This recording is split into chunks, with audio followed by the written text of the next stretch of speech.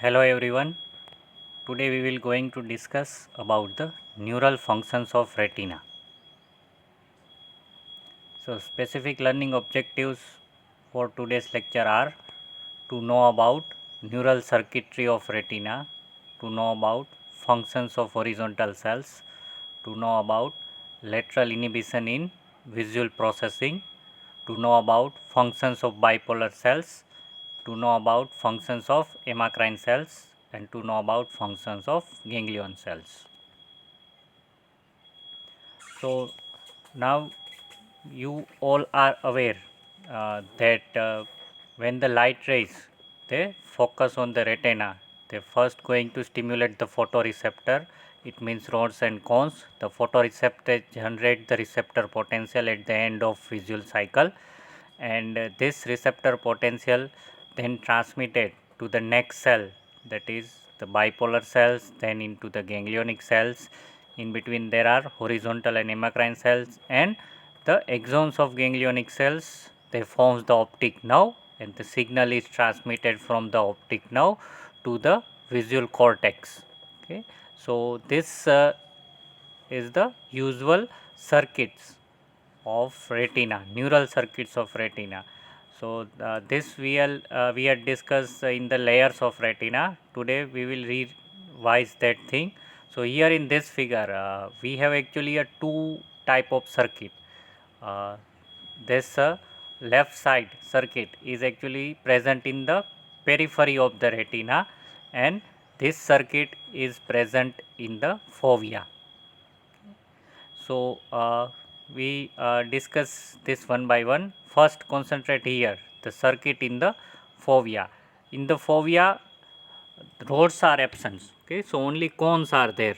So we can say that the circuits for cones in the fovea is that the first there is a cone, that is the photoreceptor. This cone then make the synapse in the outer plexiform layer with the bipolar cells, and the bipolar cells then make a synapse with the ganglion cells. So you can see here there is a one-to-one synapse between cone and bipolar cells, and bipolar cells and ganglionic cells, while the lateral transmission is mainly monitored in the outer plexiform layer by horizontal cells or in the inner plexiform layer by amacrine cells, but this provides the lateral transmission, while the vertical transmission is from cones to bipolar cells to ganglion cells. So there are three cells in neural layer of retina at fovea centralis. This circuit is for cone. Now this one is the peripheral retina. In this concentrate on this cell, this is rod. Okay, so if we see the circuit for rod, okay, then this rod they make the synapse with the bipolar cells. This bipolar cells then make the synapse with the amacrine cells, and amacrine cells then make the synapse with ganglionic cell. So we can say the circuit of rod is different in such way that in the rod there are four cells: rod, bipolar cells, amacrine cells, and ganglionic cell. While in here cone there are in vertical line there are only three cells: cone, bipolar cells, and ganglionic cells. Okay, here one more amacrine cells is there in between. Okay, so this is circuit for rod, but in the peripheral retina the rods and cones they make a synapse with more than one bipolar cells. It means the bipolar cells may receive the processes from rods as well as for cone, as you can see in this bipolar cells. Okay, so here it is a combined circuits with rod as well as with cone. Okay, so these are the difference in the neural circuits in central retina as well as in peripheral retina. So we will see once again this all these things, that the photoreceptor themselves, the rods and cones, which transmit signal to the outer plexiform layer where they synapse with bipolar cells and horizontal cells. So rods and cones they synapse with the bipolar cells and horizontal cells.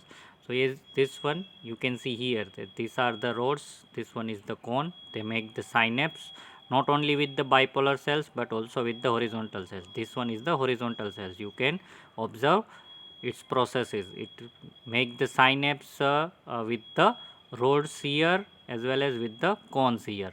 Okay, so horizontal cells, they form the synapse with the rods as well as cone in the outer plexiform layer. The horizontal cells which transmit signals horizontally in the outer plexiform layer from rods and cones to bipolar cells. The bipolar cells which transmit signals vertically from rods, cones and horizontal cells to inner plexiform layer where they synapse with ganglion cells and amacrine cells. So, this thing also we are discussed that these are the bipolar cells which forms the or which transmit the signal from rods and cones as well as from horizontal cells, and they make the synapse in the inner plexiform layer with bipolar cells as well as with the amacrine cells. The amacrine cells which transmit signal in two directions, either directly from bipolar cells to ganglionic cells or horizontally within the inner plexiform layer from axons of bipolar cells to dendrites of ganglion cells or to other amacrine cells. Okay. So, these amacrine cells they transmit this signal in two directions, vertically from bipolar cells into ganglionic cells as well as they transmit horizontally. Here you can see that this amacrine cells make synapse with this bipolar cells as well as this bipolar cells as well as this bipolar cells. So, they can transmit the signal horizontally. Okay. So, that is the another functions of bipolar cell,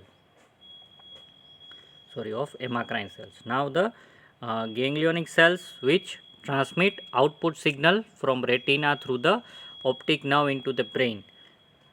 Now, the innermost ganglionic cells whose axons they form the optic nerve, and these ganglionic cells are the only output from the retina. All the other cells we can consider them as interneurons because they transmit the signal within the retina, while the axons of ganglionic cells they transmit the signal outside the retina. So, only output from the retina is through the axon of ganglion cell. Now, apart from this, there is one more type of neurons which are not shown in this figure, that is the also interneuron, that is known as the interplexiform neurons.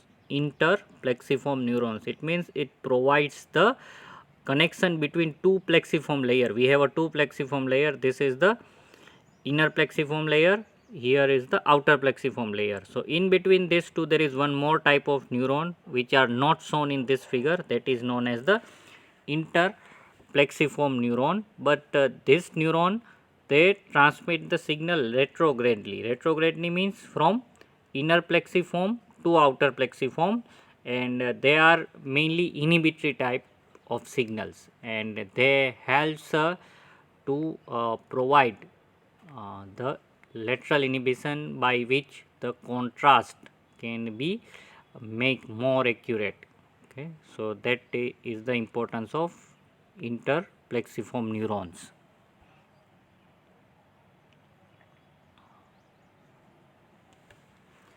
Now, the neurotransmitter released by retinal neuron. Not all the neurotransmitter chemical substance used for synaptic transmission in retina have been entirely delineated. It means we are not known exactly which neurons are going to secrete which type of neurotransmitter, or whatever the neurotransmitter are present in the different neuron in the retina, we are not fully aware about each and every neurotransmitter secreted by each and every particular type of neuronal cells in the retina. But whatever we are knowing that both the rods and cones when not stimulated release glutamate at their synapses with bipolar cells. It means in the resting condition, it means in the dark, rods and cones they are continuously secreting the glutamate from their synaptic body. Okay. So these photoreceptors, they are when not stimulated, they secrete the glutamate. Histological and pharmacological studies have proven there are many type of amacrine cells secreting at least 8 type of transmitter substance, including gamma aminobutyric acid, it means GABA, glycine, dopamine, acetylcholine and indolemine, all of which normally function as inhibitory transmitter. So amacrine cells, they are secreting this much type of neurotransmitter. The transmitters of bipolar horizontal and interplexiform cells, the cells which we had just discussed, are unclear, but at least some of the horizontal cells release inhibitory transmitter. Okay, so we are not exactly know the which neurotransmitter is secreted from all these type of cells, but they are inhibitory. The transmission of most signals occur in retinal neuron by electrotonic conduction, not by action potential. Okay. So all the neuron except the ganglion cells, they transmit the signal through electrotonic conduction. This electrotonic conduction, it is a type of graded potential which is not follow the all or none law, and graded means it strength increases as the strength of stimulus increases. Okay, this electrotonic conduction, they helps to transmit the impulse from one part of the cells to another. For example, if we take a photoreceptor, then the outer segment of the photoreceptor, they are first generate the receptor potential, because the sodium channels which are going to affect it, they are situated in the outer segment. So whatever the hyperpolarizing type of impulse is generated, or hyperpolarizing type of potential is generated in the outer segment, this same type of potential is transmitted to inner segments, then through up to the synaptic body. Okay, and then the synaptic body, they stop the release of glutamate, and the whatever that change in the glutamate is going to affect the bipolar cells. So bipolar cells, they generate their own electrotonic potential, which is also transmitted within the bipolar cells from one pole of the bipolar cells to another pole of the bipolar cells, and from there into the ganglionic cells. Okay, in between horizontal and amacrine cells, they also transmit the signal horizontally, but that is also electrotonic conduction, that is not the action potential. So they cannot transmit the signal for a longer distance. Okay, they are transmitting the signal within the cells, and they are also a graded potential. It means they are not going to follow the all or none law, but their stimulus strength is their change in the electrotonic potential, or the change in the cellular potential, is depends on the strength of stimulus. Okay, and finally the ganglionic cells are the only cells which generate the action potential and which transmit the signal for a longer distance up to the visual cortex. Okay, the only retinal neurons that always transmit visual signal by means of action potential are ganglion cells. So action potential are only generated in the ganglion cells. Few studies suggest that even the amacrine cells, some of the amacrine cells occasionally produce the action potential, but the detailed study is still required to prove that. But one assumption or one belief is that occasionally the amacrine cells may produce action potentials. Otherwise, all the other cells except the ganglionic cells in the retina, they conduct the electrotonic potential.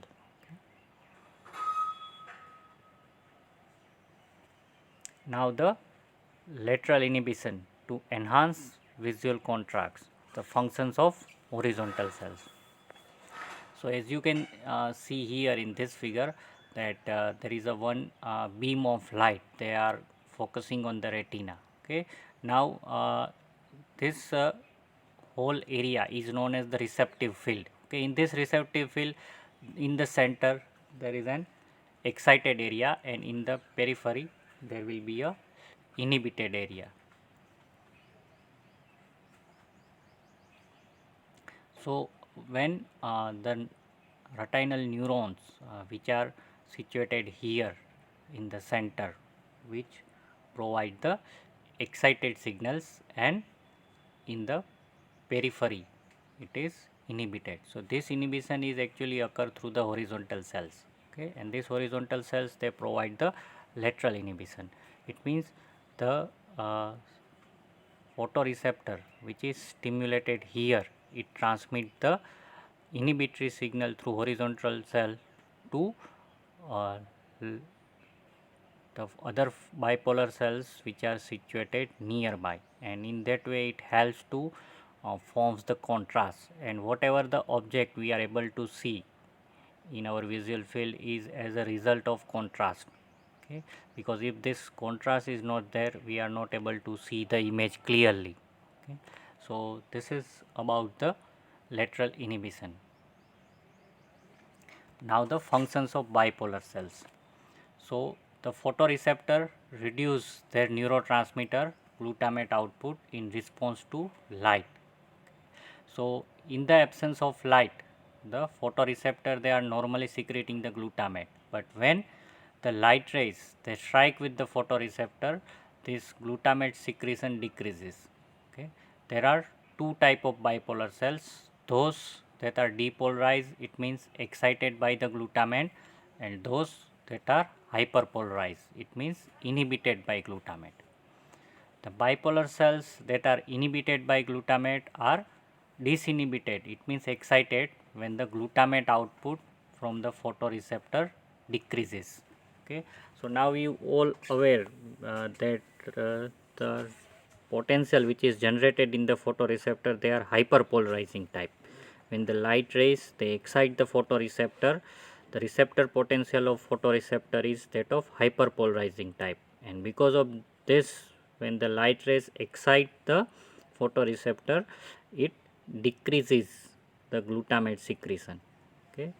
So and this glutamate, it means it is normally secreted by the photoreceptor in dark, and their secretion decreases under the effect of light. Now we discuss the functions of ganglionic cell. In the ganglionic cells and also in the lateral geniculate nucleus. This lateral geniculate nucleus is actually part of thalamus that we will discuss later on, but here we have mentioned because these both having a same type of function as far as visual processing is concerned. So in the ganglionic cells and in lateral geniculate nucleus cells, the image is analyzed mostly in the term of contour of light dark boundaries with area of uniform light or uniform darkness eliciting very little neural response. So this is the same thing which we had discussed in lateral inhibition, that when we are seeing any object, we are able to see the object because of a contrast in the lights which are coming from the different part of the object, okay. Some part of the object they are sending the more light, some part sending the less light, or some part emitting the more light, some part emitting the less light. So some area of the object, they are lighted, some are dim, some are dark. So because of this difference in the contrast, we are able to see the object, and also the surrounding field as well as the background of that object is also important. So when this light rays from object as well as its surrounding, they enter into our eye and it stimulate this different neuronal cells. So this different neuronal cells as well as the cells in the brain, they are used to differentiate the contrast, okay. They are if suppose all the things, it means the all the angles of the object as well as surrounding, they are uh, emitting the same amount of light, then it means they are emitting the uniform light. So we are not able to differentiate the object from background, so we are not able to see the object clearly. So this type of thing is known as optical illusion, and this type of optical illusion you have seen many times. Okay, that if the object and its surrounding are same, you are not able to differentiate the object from its surrounding. Okay, and that is also this type of thing is also used by some animal as a camouflage. Okay, that the animal they make them color same as the surrounding colors. Okay, change its body color to that of the surrounding color. So the preachers they cannot differentiate because the contrast are absent, all the things are uniform, seems uniform, so they cannot differentiate the surrounding from that animal. Okay. So this our ganglionic cells as well as cells in the lateral geniculate nucleus, they are used to differentiate the borders, okay, border of object from the border of surrounding, and this thing involves the lateral inhibition. Just we will discuss this, that it involves the lateral inhibition and yields a high contrast outline of the original image. Okay, so they are actually differentiating the outline and the contrast, and this is possible because of the lateral inhibition. Because when the signal, suppose for signals from a bright area from the object, they stimulate the one particular photoreceptors, then the excitatory signal transmitted up to ganglion.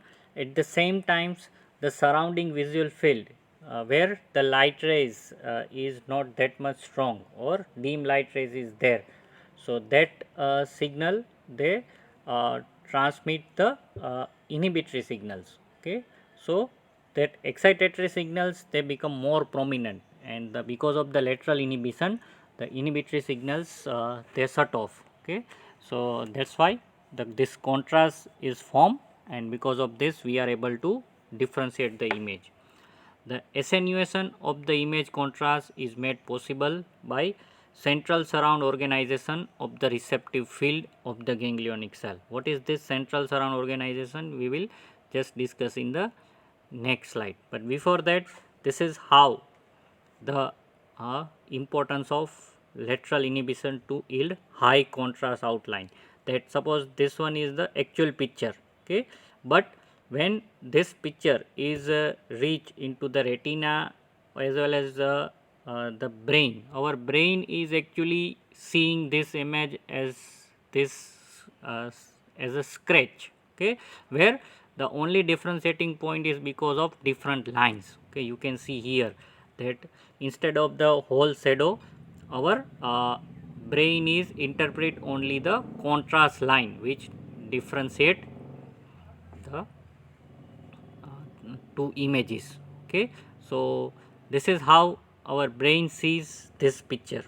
Okay, so it only differentiate the contrast. Suppose all the things are uniform, here we are able to see the different things because they are all not uniform. Okay, but suppose all are uniform, then the brain cannot see the image, all things are the same or the image become blur. Okay, so whatever we are seeing is only because the result of contrast outline. Now we see this central surround organization of receptor field. Okay, so there are two type of response, on center response and off center response. Okay, so we have a two type of bipolar cells, one which is actually inhibited by glutamate, another which is actually excitable by glutamate. So we can say these are the hyperpolarizing type of bipolar cells, this one are the depolarizing type of bipolar cells. Now when the light fall, first we see this response of on center bipolar cells to light. When the light fall on the center of the receptive field of the bipolar cell, so this yellow part, it is the center of the receptive field, this one is the surrounding part, this gray part, it is the surrounding part where lights are absent. Okay, these two are the rods. Okay, this one, suppose now first we see that when the light rays are not there, okay, at that time this bipolar cell is inhibited by glutamate. So here normally in the absence of light rays, these rods they secrete the glutamate. Now when the lights fall, the glutamate secretion decreases. Okay. At the same time, this rod they are on the dark area, so they normally secrete the glutamate. Okay, but this glutamate they stimulate the horizontal cells, and this horizontal cells, because it is inhibitory and it provides the presynaptic inhibition to this rod, so it further decrease the glutamate secretion. So this one is the normally inhibited by glutamate.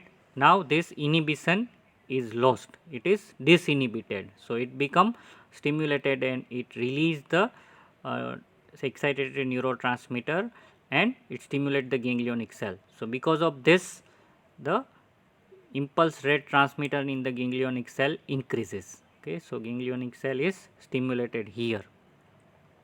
Now when the light falls on the periphery of this same type of ganglionic cells, okay, so here the glutamate secretion increases, so the horizontal cell is not going to stimulate, so this inhibition is lost, and this central thing or central photoreceptor, they because they are off center, so they are in dark, so they release the glutamate which stimulate the hyperpolarizing type of bipolar cells. So hyperpolarizing means this glutamate inhibit this bipolar cells, so the secretion of neurotransmitter decreases and impulse rate decreases. Now this impulse we are talking is at the level of ganglionic cell. Now ganglionic cells, they are normally transmitting the action potential even in the dark, okay, and at the rate of 5 to 40 impulse per minute, okay, that is the impulse transmission rate. And when the light falls, there will be a change in this impulse transmission rate. Okay, so here in the on center, when the light fall on the center, this hyperpolarizing type of bipolar cells, its synapse with the ganglionic cell, there will be a increase in the transmission. And when this center is off center, it means when the light fall on the periphery, then this central photoreceptor, the transmission is decrease in the ganglionic cell. Okay, so this is transmission by hyperpolarizing type of bipolar cells to ganglionic cells, and this type of response is on center bipolar cells to light. Now we see the response of off center bipolar cells to light by the depolarizing type of bipolar cells. So these are the depolarizing, which are normally excitable by glutamate.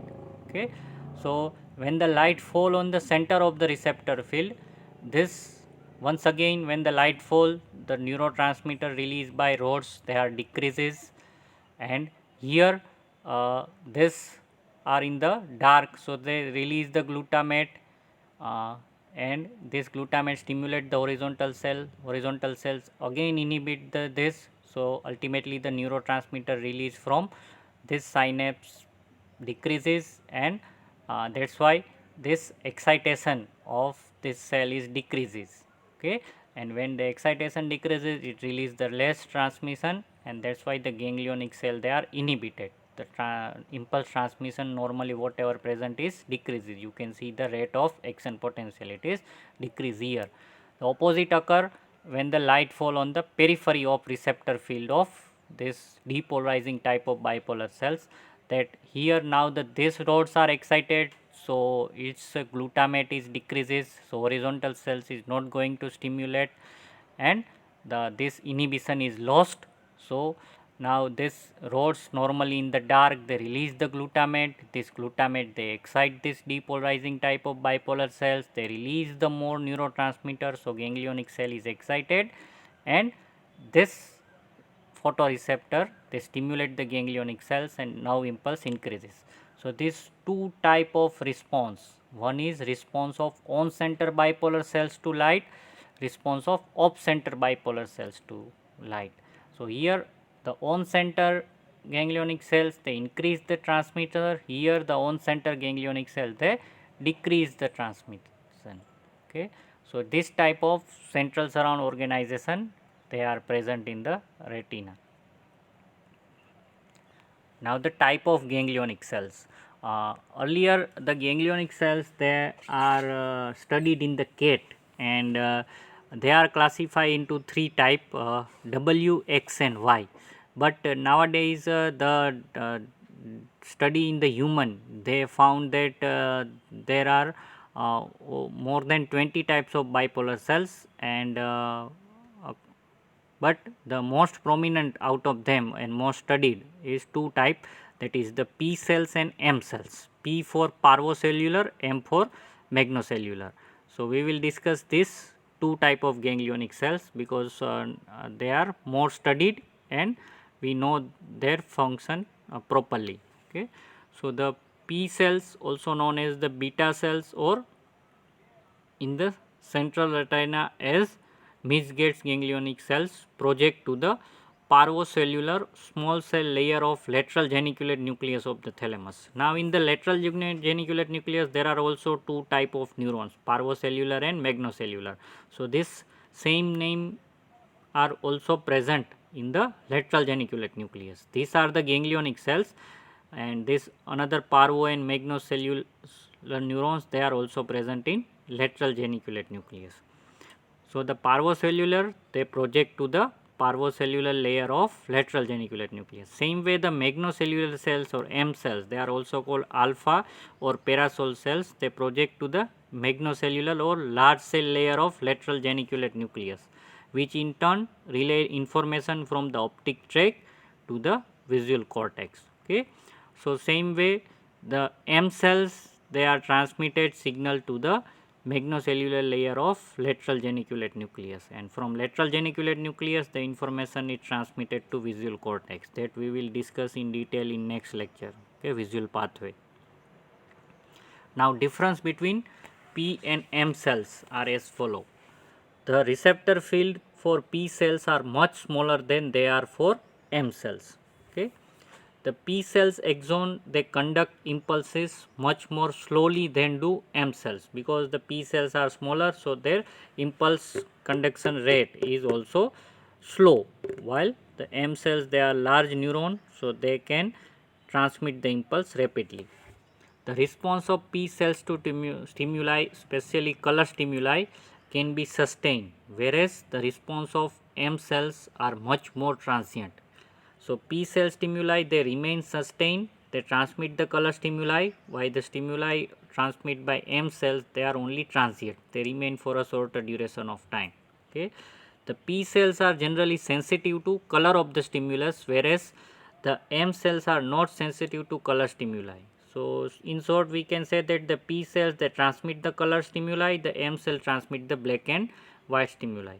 The M cells are much more sensitive than are the P cell to low contrast black and white stimuli. So black and white stimuli, they are transmitted by M cell. So according to this differences, we can discuss the functions of P and M cells.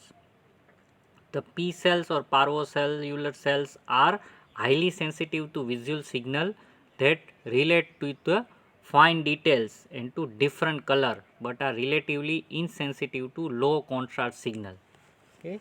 So the parvocellular cells, they mainly transmit the color signals, okay, as well as they transmit the fine details, but the low contrast or low light signals, they are not very much transmitted by the P cells. The M cells are highly sensitive to low contrast stimulus and to rapid movement visual signal. Okay.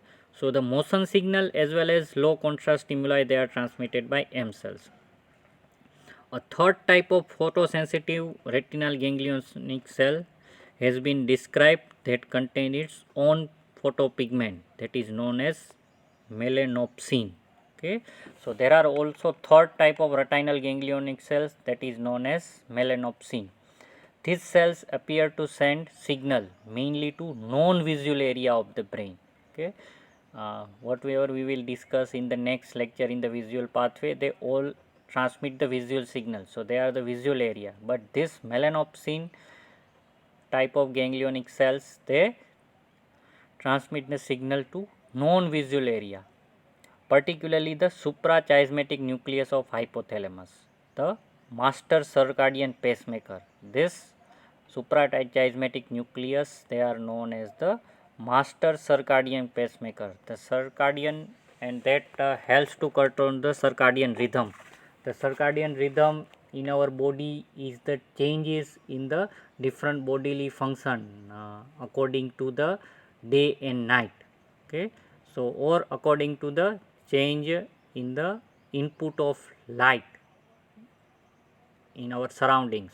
Okay, it means when the surrounding light changes during the day, the surrounding lights are different during the night. So this amount of how much lights they are enter into our eye, that determine the different bodily function by the suprachiasmatic nuclei, which are known as the circadian pacemaker. Okay, so our different bodily functions at day and night, they are mainly controlled by this suprachiasmatic nuclei, and this suprachiasmatic nuclei, they receive the input from melanopsin secreting ganglionic cells. Okay, so this is one of the non visual functions of eye, that it helps to control the circadian rhythm by the impulse transmission through melanopsin type ganglionic cell to suprachiasmatic nucleus of hypothalamus. Okay, this will also you will learn in detail in functions of hypothalamus or the role of melanopsin. Now the functions of amacrine cells. These amacrine cells, as you know, they are present in the inner plexiform layer. They make the synapse between the bipolar cells and the ganglionic cells, as well as they transmit the horizontal signals from one bipolar cells to another bipolar cells. Okay. Now we will see the functions of amacrine cells.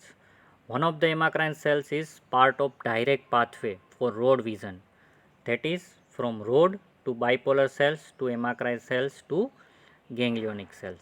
Okay. So one type of amacrine cells, they responsible for rod vision. Okay, it means the vision in dark as well as the black and white signal. Another type of amacrine cells respond strongly at the onset of continuing visual signal, but the response dies rapidly. Okay, so when the visual signal start at the onset, one type of amacrine cells get stimulated. So there is a specific role in the at the onset of continuing visual signal. Another amacrine cells respond strongly at the offset of visual signal, but again the response fade quickly. Still other amacrine cell responds when light is turned either on or off, signaling simply a change in illumination irrespective of direction. Okay, so without affection of any direction, the only change in the illumination also going to stimulate the amacrine cells, or one type of amacrine cells, they respond with the change in illumination. Another type of amacrine cell responds to movement of spot across the retina in specific direction. Therefore these amacrine cells are said to be directionally sensitive. So when the any object they move across the retina, okay, or image is moving in front of the eye, so that image is moving also across the retina. So at that time that particular type of amacrine cells are stimulated, and it helps in the interpretation of direction of the motion. Okay, so that is one of the functions of amacrine cells. So amacrine cells, their function are for rod vision, to identify the onset of any visual signal, some response to the offset of visual signals, some response in the change in illumination, and some response to movement of spot across the retina in specific direction, or we can say they are directionally sensitive. So these are the different functions of amacrine cells. So from all these functions of different cells, we can say that the different visual interpretation, they start in the retina itself, because the lights, different property of the lights, that the illumination, different angles, contrast, different borders, different colors, all this interpretation they start within the retina. Okay, so the, we can say that the new visual interpretation is not only occurs in the visual cortex, but this interpretation they itself start in the retinal layers. Okay, so neural layers of retina they not only helps to identify the light, but they also helps in the identification or interpretation of other details of vision. Okay, so this is about the neural functions of retina. Thank you.